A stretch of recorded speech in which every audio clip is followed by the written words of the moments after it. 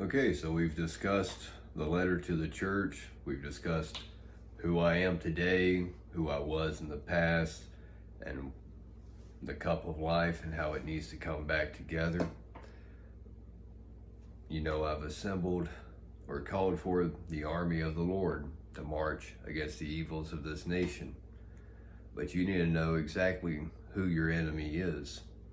My first message, I was calling out the wicked ones. Now I'm going to show you who they are. You have to understand that this country has been operated by the devil ever since the beginning. If you look at DC, when they laid out the plots for the area, they selected plot number 666 for the location of the Capitol. If you look closely, you can see the shape of an owl, with the Capitol being right in the heart. That owl represents the devil. The Bible describes the devil as a wolf, but he sees himself as a wise owl. He's also referenced every time you see Molech. That was the ancient god that you would sacrifice your children to while still alive. Today, we don't burn them, we just abort them. It's the same concept, death of the most innocent life. For he has always hated humanity. In this picture, this is the abomination that is talked about in Revelations. This is what the devil has always been after.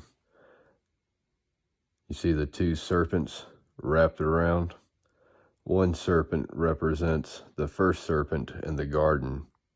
He is the first to make a move against the destruction of mankind. The second serpent is the devil himself.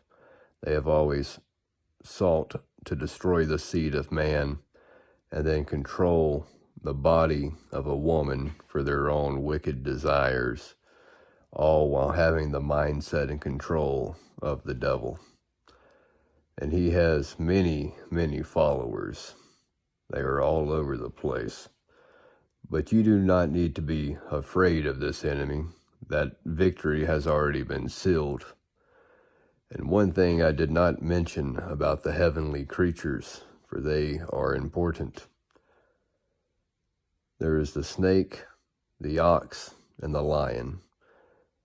We are comprised of their parts as well. We have the cunning of that serpent, so we can figure out our problems. The bravery of a lion to face anything that comes our way. And the strength and stubbornness of an ox to never give up. All you have to do is reach in deep and find that part of yourself. And if you can't, then just call on God. He will be your strength when you cannot go on. But this madness in this world cannot continue. The abomination that was spoken of is rampant throughout the nation. And we all know the one person who changed our health code to make way for this wretched thing. That's right. You voted for him 2 different times. And then he had a third term due to a microphone and earpiece. And if you look, even his wife is that abomination. So the nation we became under Obama is the abomination of our destruction.